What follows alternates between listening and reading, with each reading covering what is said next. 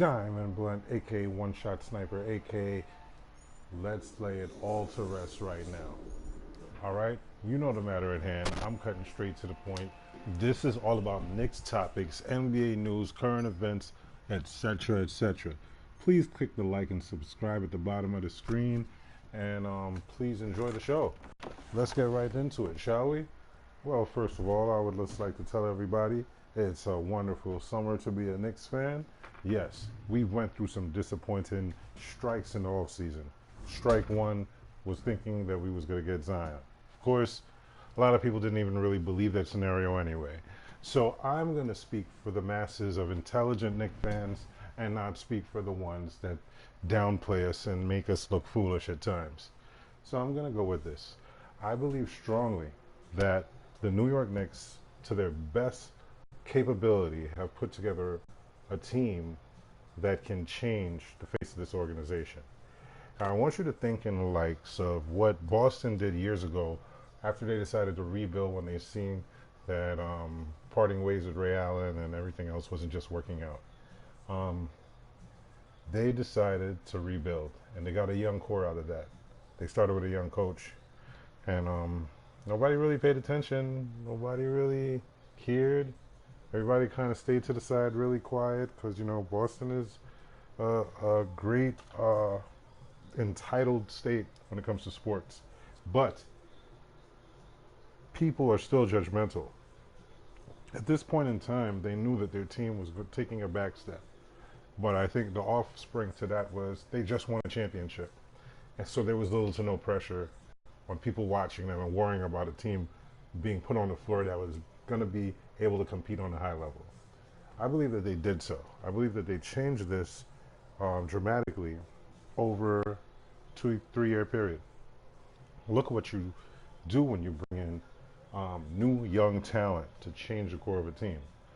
You always have to have a young core that plays defense. In some way, shape, or form, you have to have at least one or two players that I would say is polarizing on defense. I would definitely say Jaylen Brown is one of those. If you want to pick Marcus Smart or Tatum or whoever else, I mean, that's on you. But I'm sure you can take your pick to say that there's at least another hardworking defensive young guy on that team. Also, you have to have veteran leadership. They did have veteran leadership in Al Horford, and now they're changing that out with Kemba Walker. Shout out to Kemba Walker. A lot of love for you being a Bronx boy. Um, you know, you'll never see me in a Celtics jersey though. you know, but hey, I still rock with you. Look, and it was all for the right reasons. Kemba, nobody knocks what you did in New York. We still love you. But the thing is, right here, I'm trying to say is, they had veteran leadership. They had people that led them through the battles, people that could take them to the next level when some people might not be able to put in what it takes to get that win. And they flourished in that. Now they're trading that in for a little bit more, how can I say it? They're going to be really, really resilient this time. I think you're going to see Boston playing very aggressive this year. They're going to kind of look like Brooklyn did last year, but I don't know.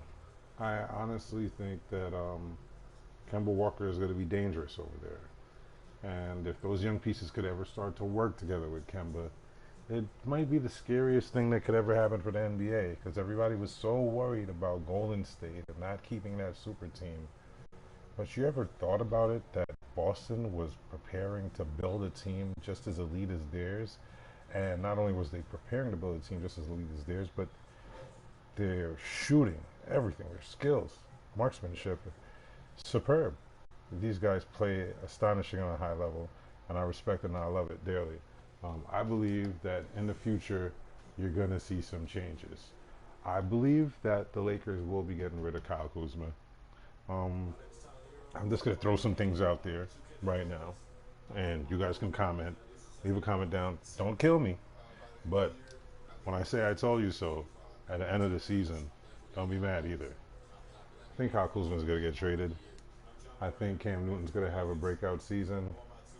I don't know if John Morant is going to be exactly what people expect him to be right off the jump. I think it's going to take time for his body to develop and get into that role. I think he's a little bit undersized. I think Trey Young is going to have an extravagant season. And I think that Julius Randle and Marcus Morris is going to be a deadly tandem in New York, especially with Mitchell Robinson. If you really look at that front line, boy, you can pick and roll all you want, so all you're going to do is run up in brick walls. So, I don't know.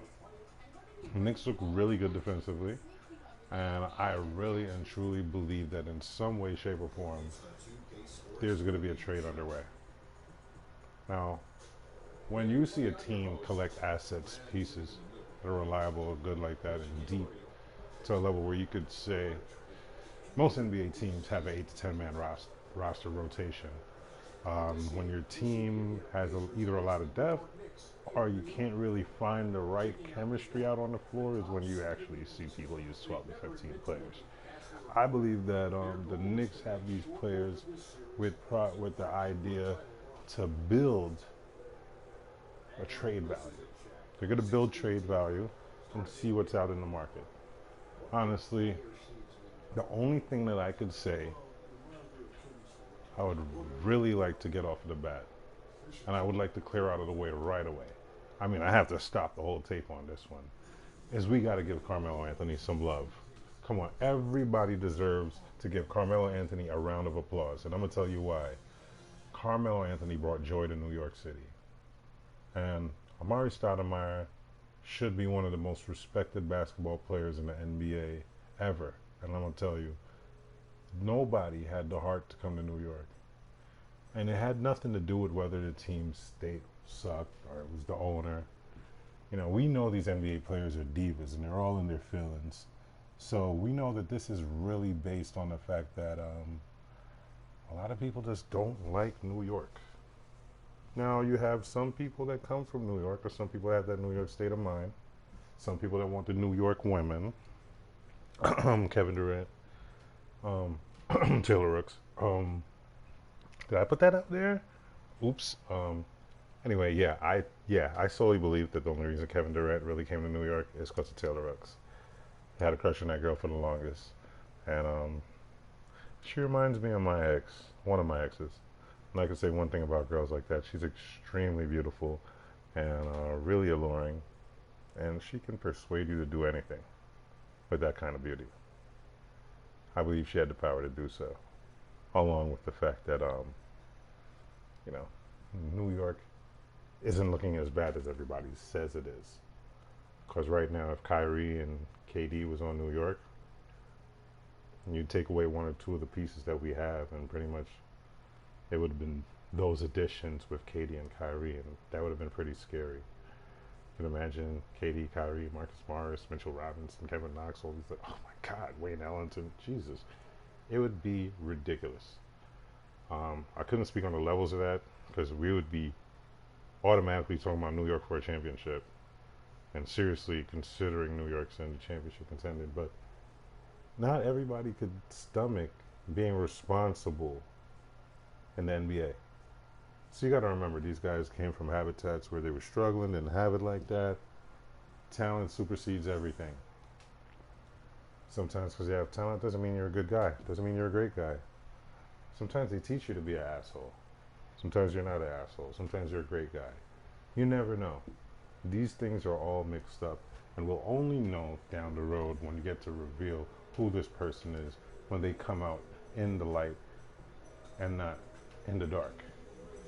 People like LeBron James, a lot of other people, I respect their hustle, but I don't like the way they put things out for the media to exploit. If you really want to handle yourself a certain way, you should do it so discreet that everybody's just guessing your next move. And pretty much that's what you do, but sometimes you got to get a hold of it. I think the media has turned fans into temper fans. Basically, they're not really the greatest fans anymore. Some of the fans are good, but you have a lot of fans that are bitter and angry, and they tend to say a lot of crazy stuff, And I think that's because of the sports media, the way they portray the athletes and the way they make them look in the fans' eyes. Nobody would have cared about LeBron's decision if you didn't have a bunch of people in the media saying, oh yeah, he was considering the Knicks, and he's considering the Nets, and he's considering this team, and he's considering that team. You build up people's hopes. I would never tell my kids, hey, tomorrow, guess what? I'm going to buy you a brand new car. And then tomorrow comes and I don't give them nothing. Oh, well, what do you think of your logic? Yeah, as you can see, I have Kyrie and Katie on my team. And I'm going to trade them the second the new season comes. Oh, yeah, I'm going to trade them for doggy biscuits. All of these guys.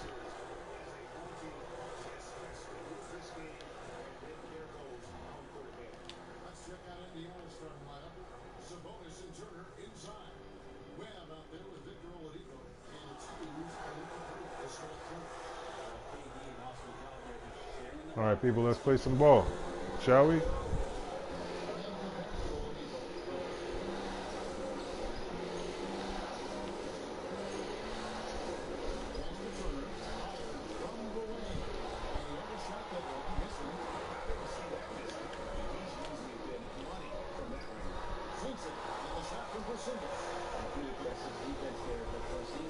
Now, I like to play facilitator.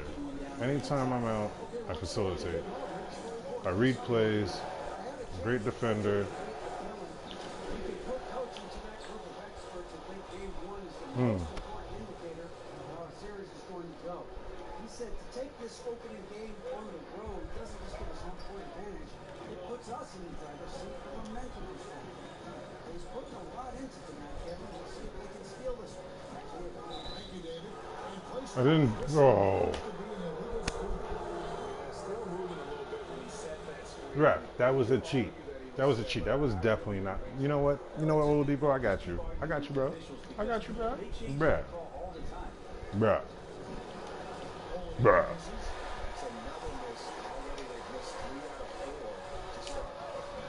Bruh. Hey, Cantor. It's either you can or you can't. Yeah?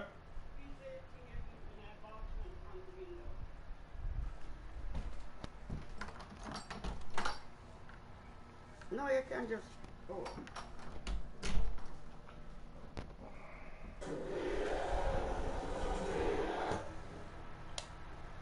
Fuck me.